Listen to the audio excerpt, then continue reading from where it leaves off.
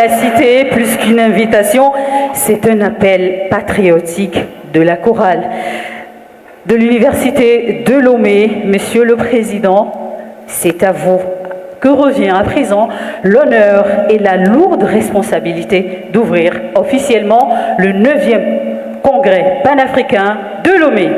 Merci. Merci à vous tous. Madame Francia Elena Marquez Mina, vice-présidente de la République de Colombie. Monsieur le Président de l'Assemblée nationale, Monsieur le Président du Sénat,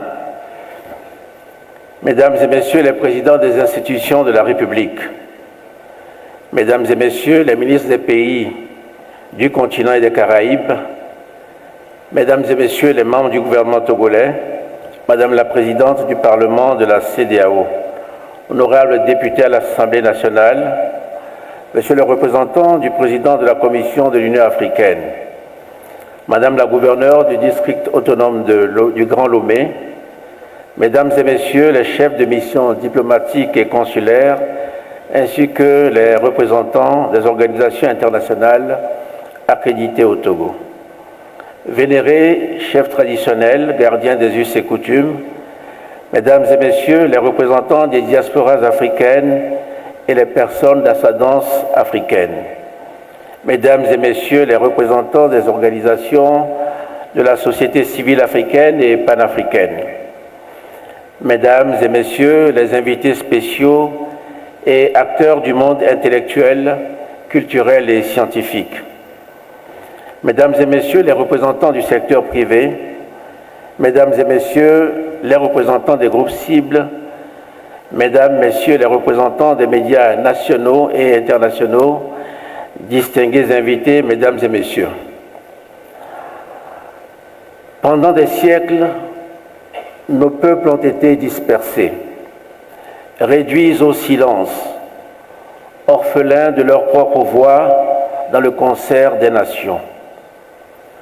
Pourtant, nos peuples ont résisté, ils ont créé, ils ont reconstruit le monde en portant l'Afrique dans leur mémoire, dans leur lutte, dans leurs arts.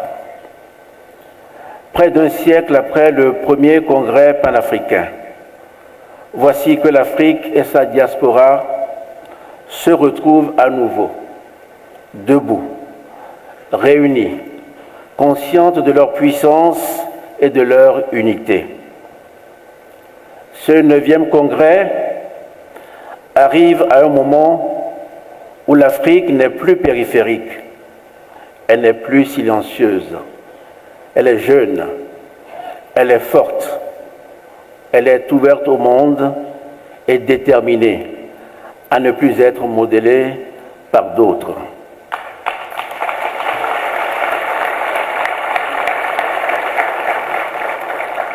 Ce 9e congrès n'est donc pas une commémoration, c'est une réaffirmation, c'est une reconquête, c'est un tournant. Car jamais, jamais depuis les indépendances, notre destin collectif n'a été autant entre nos mains. Jamais notre voix n'a été autant attendue. Jamais nos choix n'ont eu autant de résonance dans le monde. Je vous souhaite donc à toutes et à tous la bienvenue à Lomé, un lieu d'ancrage, de mémoire et de projection. Un lieu où l'Afrique parle pour elle-même et décide d'elle-même pleinement. Pour ouvrir ce rendez-vous avec nous-mêmes et avec notre avenir, je voudrais partager avec vous 5 observations. Ma première observation, c'est que le renouveau panafricain est une nécessité stratégique. Car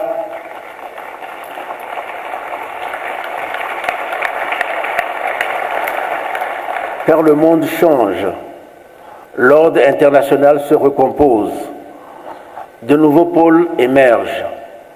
Dans ce moment de transformation, une réalité s'impose.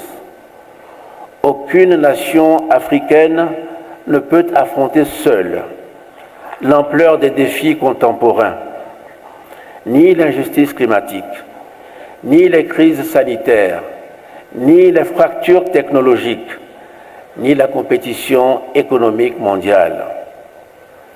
Le panafricanisme n'est donc plus seulement une idée, c'est un impératif, c'est une stratégie de souveraineté.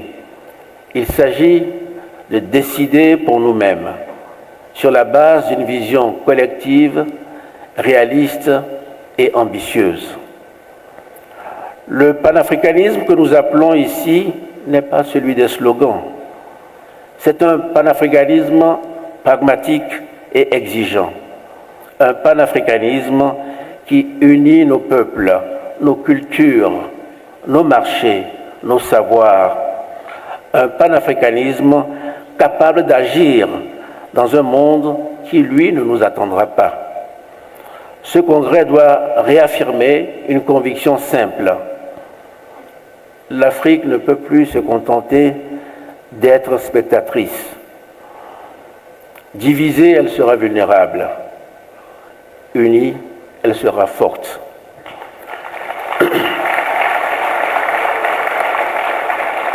Ma deuxième observation, c'est que la réforme du multilatéralisme est aujourd'hui une exigence. C'est l'autre évidence qui surgit de l'incertitude actuelle des équilibres géopolitiques. Le monde ne peut plus être gouverné sans l'Afrique.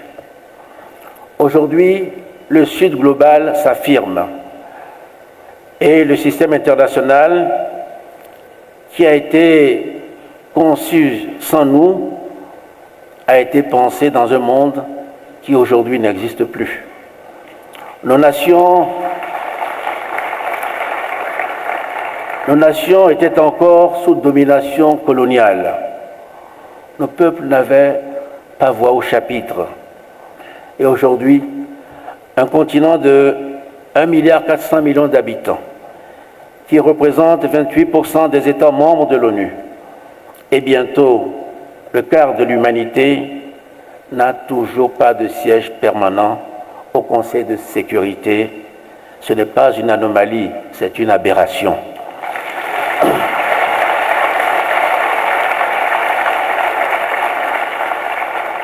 Notre continent ne peut rester absent des lieux où se décide la paix, le commerce ou la finance mondiale. Depuis le consensus des Illuminés et la déclaration de Sirte, l'Afrique porte une position claire. Et le représentant de l'Union africaine l'a rappelé, 2 sièges permanents au Conseil de sécurité avec droit de veto. Cette position est juste, elle est légitime et il faut qu'elle soit entendue. Mais nous devons aller plus loin.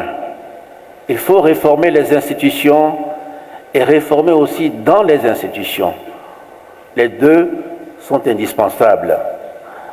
Réformer les institutions, c'est corriger les déséquilibres de gouvernance.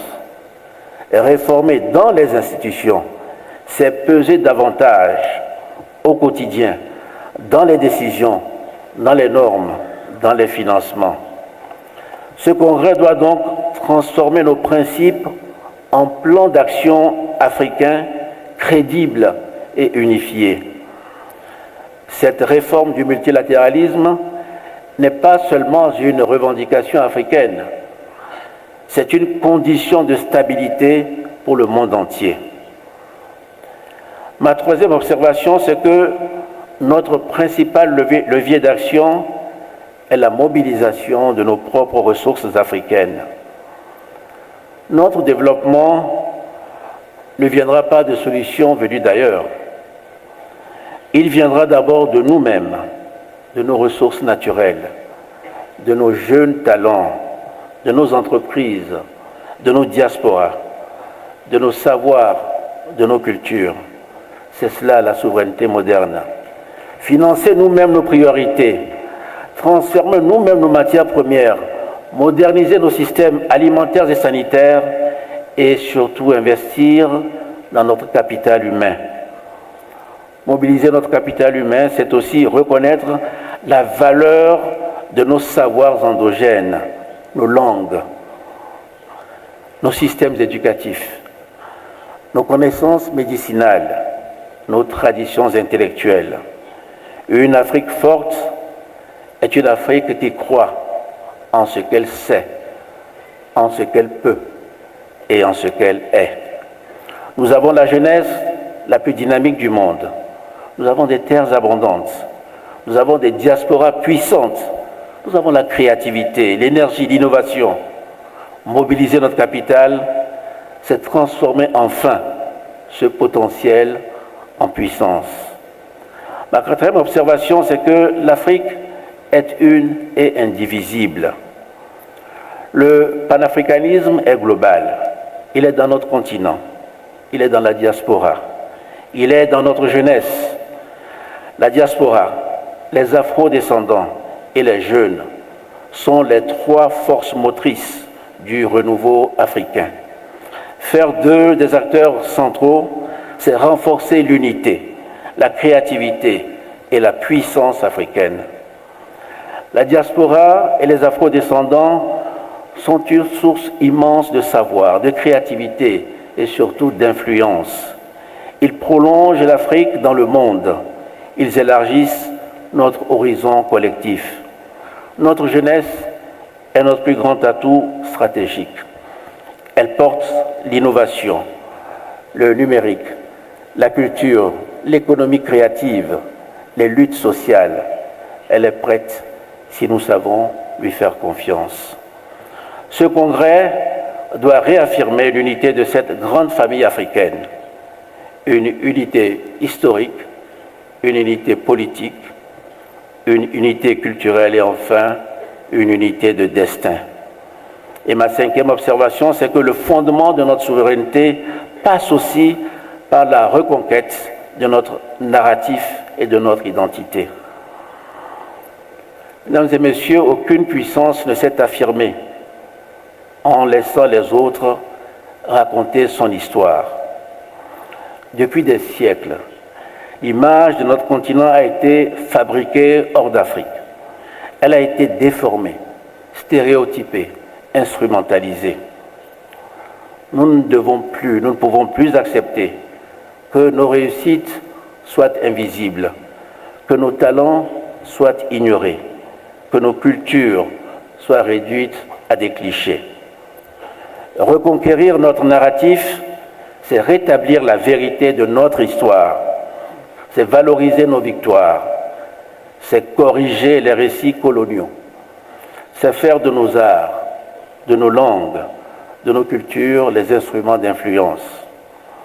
Reconquérir notre narratif, c'est aussi maîtriser les nouveaux espaces de communication numérique, médiatique et académique. Une Afrique qui maîtrise son récit, maîtrise son avenir. C'est une Afrique qui inspire, qui attire, qui investit et qui influence. Puisse Lomé devenir cette semaine le lieu où l'Afrique s'unit pour agir, le lieu où nos voix se rassemblent, où nos idées s'élèvent, où notre destin se clarifie. Nous n'avons pas besoin d'être sauvés en tant qu'Africains. Nous avons besoin d'être écoutés et surtout, nous devons être unis. Parce que, unis, nous comptons. Une Afrique unie inspire. Une Afrique unie bâtit. Notre horizon commun est celui d'une Afrique connectée, inclusive et sûre d'elle. Nous pouvons écrire ensemble une nouvelle page de notre histoire, une page de dignité, une page de souveraineté, une page de renaissance. Sur ces mots, je déclare ouverts les travaux du 9e Congrès panafricain de Lomé. Que Dieu bénisse l'Afrique. Je vous remercie.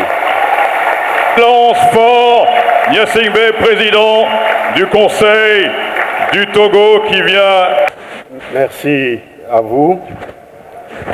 Excellence, Monsieur le Président du Conseil, Excellence, Madame Francia Elena Marguez Mina, vice-présidente de la République de Colombie, Monsieur le Président de l'Assemblée nationale, Monsieur le Président du Sénat, Mesdames et Messieurs les présidents des institutions de la République, Mesdames et Messieurs les ministres et ministres délégués, Madame la Présidente du Parlement de la CEDEAO, honorables députés à l'Assemblée nationale, Mesdames et Messieurs les ministres des pays frères d'Afrique et des Caraïbes, Monsieur le représentant du président de la Commission de l'Union africaine, Madame la gouverneure du district autonome du Grand Lomé, Mesdames et Messieurs les chefs des missions diplomatiques et consulaires, représentant les organisations internationales accréditées auprès de la République togolaise, vénérés chefs traditionnels, Mesdames et Messieurs les représentants des diasporas africaines et les personnes d'ascendance africaine, Mesdames et Messieurs les représentants des organisations de la société civile africaine et panafricaine, Mesdames et Messieurs les invités spéciaux et acteurs du monde intellectuel, culturel et scientifique, Mesdames et Messieurs les membres des commissions et des panels, Mesdames et Messieurs les représentants du secteur privé, Mesdames et Messieurs les représentants des groupes cibles, Mesdames et Messieurs les représentants des médias internationaux, distingués invités, chers participants, Mesdames et Messieurs, en février 2020, notre pays, le Togo, a sous le leadership et l'initiative de son Excellence Faure Essozimna Gnassingbé, président du Conseil, plaidé auprès des États membres de l'Union africaine à Addis Abeba sur la nécessité d'aller vers la mise en place d'une décennie des racines africaines et de la diaspora africaine. Un an après, la conférence des chefs d'État et de gouvernement a adopté la décennie 2021-2031 des racines africaines et de la diaspora africaine dans laquelle s'inscrit l'organisation du 9e Congrès panafricain. Ainsi, depuis début 2023, le Togo a porté le noble et immense chantier d'organisation du 9e Congrès panafricain. La volonté combinée du président du Conseil ici présent, des chefs d'État et de gouvernement de l'Union africaine, des Caraïbes, de la Commission de l'Union africaine, ont permis aujourd'hui de tenir ce congrès. En cette occasion solennelle d'ouverture du 9e Congrès panafricain, permettez-moi, Excellence, Monsieur le Président du Conseil, de saluer votre décision et acceptation que notre pays soit en cette fin d'année 2025 l'épicentre du renouveau de l'idéalisme panafricain. Nous vous félicitons.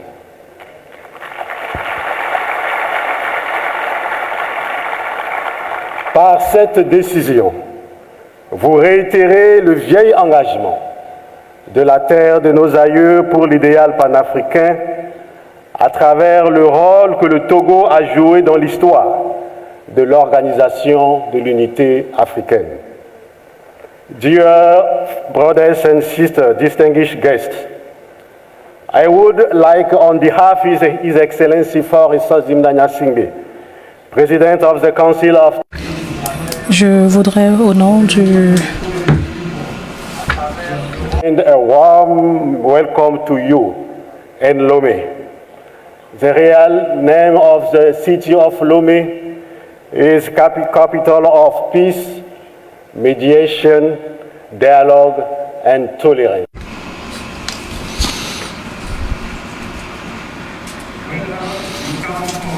Que vous veniez de l'Afrique, des Amériques, des Caraïbes ou de la diaspora ou tout autre lieu encore, j'aimerais reconnaître votre présence ici et vous souhaiter la bienvenue et apprécier votre participation importante à cet événement mémorable qui vise à promouvoir l'unité et la solidarité du peuple africain et des peuples de la diaspora. Après la première conférence panafricaine de Londres et 106 ans après le premier congrès panafricain de Paris, Lomé réunit ce jour en terre africaine et jusqu'au 12 décembre 2025, la communauté africaine venue du monde entier autour de la cause panafricaine. Après la Tanzanie en 1974, l'Ouganda en 1994, l'Afrique du Sud et le Ghana, respectivement en 2014 et 2015. Notre pays, le Togo, est fier de votre forte mobilisation, qui traduit par son élan le renouveau de l'idéal panafricain et la pleine conscience collective que la grande famille africaine a des enjeux cruciaux de notre temps, du défi de renaissance africaine. Et de ce défi, c'est George Padmore que nous venons d'écouter et de voir qui disait « L'idée du panafricanisme surgit d'abord comme une manifestation de solidarité fraternelle entre Africains et peuples d'ascendance africaine. » À dire vrai, notre rassemblement cette semaine à Lomé nous rappelle cette vérité. Please, we would also like to thank all the... Nous aimerions également remercier tous ceux qui ont parcouru des milliers de kilomètres pour être ici à Lomé, répondant à l'appel de l'idéal panafricain qui se renouvelle et qui est devenu une force de mobilisation réelle. Notre gratitude va également aux États africains, à la Commission de l'Union africaine, et tous les Africains et tous les amis qui sont ici présents, la diaspora africaine et les peuples de descendance africaine, les sociétés africaines et panafricaines et les représentants de toutes ces groupes cibles ici représentés. Nous aimerions également remercier les membres des différentes commissions et panels dont les expertises enrichira le travail de ce congrès. Nos remerciements vont également aux partenaires de cet événement, les membres et les organisations du comité d'organisation et toutes les personnes ressources qui ont travaillé sans relâche depuis le début pour parvenir à ce jour, pour assurer la tenue effective de ce congrès panafricain ici à Lomé. Membres des différentes commissions qui ont travaillé d'arrache-pied du début jusqu'à l'ouverture de ce congrès. Distinguished guests, as you know, distingués invités, comme le savez, la phase que nous commençons à clôturer aujourd'hui a démarré lorsque la conférence des chefs d'État et de gouvernement à sa 34e session ordinaire qui s'était tenue le 6 et 7 février 2021 à Addis Abeba avait déclaré à l'initiative du gouvernement togolais la décennie 2021-2031. Décennie des racines africaines et décennie de la diaspora africaine, et a demandé entre autres activités, une activité soit organisée à Lomé pour renouveler la flamme, revigorer la flamme du panafricanisme qui est encore une fois unit nos continents et sa diaspora. À cet effet, nous avons aussi bien en virtuel qu'en présentiel organisé 6 réunions régionales, particulièrement en Afrique du Sud en décembre 2023, au Mali en mars 2024, au Maroc en avril 2024, au Congo en mai 2024, en Tanzanie en juillet 2024 et enfin à Bahia au Brésil en août 2024. Au cours de ces différentes réunions, des attentes élevées avaient été exprimées et recommandations cependant réalistiques ont été formulées pour permettre à notre continent et à la diaspora de finalement se libérer de ces questions de subjugation et d'injustice historique. Ces pré-congrès, sans doute, ont constitué des événements marquants pour le continent, pour ceux qui sont sur le continent et les gens le peuple de la diaspora africaine. Une conciliation constructive et un sens de fraternité qui jette une lumière renouvelée sur cette coopération. Une coopération entre de part et d'autre des continents de l'océan Atlantique, nous pouvions faire la promotion de ces peuples. Je demeure convaincu que ce 9e congrès panafricain va confirmer les promesses du début de ce congrès et nous permettre de réaliser ce rêve, le rêve de nos prédécesseurs illustres, prédécesseurs du panafricanisme comme Cheikh Anta Diop, Modibo Keïta, Thomas Sankara, etc., etc. L'histoire du panafricanisme s'inscrit par séquence. La séquence togolaise du panafricanisme à travers le 9e congrès restera dans l'histoire comme ayant été l'une des contributions significatives. Le panafricanisme est un mouvement qui s'est profondément pluralisé dans son parcours historique et dans son expression actuelle. Double signe caractéristique de sa vitalité, de sa réalité, de ses ambitions et cause fondamentale dont il est le nom. La liberté pour tous, égale dignité universelle pour tous, justice, libération de la raison néocoloniale, fin du racisme dans tous les États. Mais entre nous, ne confondons pas le panafricanisme et le nationalisme. Il y a le panafricanisme et le nationalisme. Le nationalisme est totalement différent du panafricanisme parce qu'il est porté par les nations et par les pays africains. La chance que nous avons pour le panafricanisme, c'est que l'idée est née des Afro-descendants et non des Africains. C'est pourquoi nous voulons saluer ici la présence de tous les Afro-descendants du Brésil, des Caraïbes, de la Colombie, etc., etc. En se battant depuis 125 ans pour la liberté, le panafricanisme se battait pour plus de liberté de l'humanité. En se battant depuis 125 ans pour la dignité humaine, le panafricanisme se bat pour la dignité de l'humanité. En se battant depuis 125 ans pour la justice, le panafricanisme se bat pour un monde plus juste.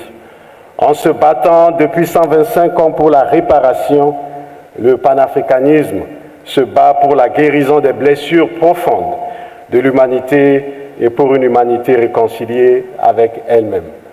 Et c'est Joseph Kizerbo qui disait « Chaque génération a des pyramides à bâtir. » C'est notre tour aujourd'hui de bâtir cette pyramide, notre génération, pour que les générations futures puissent se rappeler de nous. Excellences, Monsieur le Président du Conseil, Mesdames et Messieurs, distingués invités, pour finir, je voudrais renouveler à tous et à toutes la cordiale bienvenue à Lomé le carrefour africain du panafricanisme et du renouveau de l'idéal panafricain. Mais comment finir ce discours sans vous dire et vous redire, vous qui mettez les pieds pour la première fois au Togo, que le Togo va bien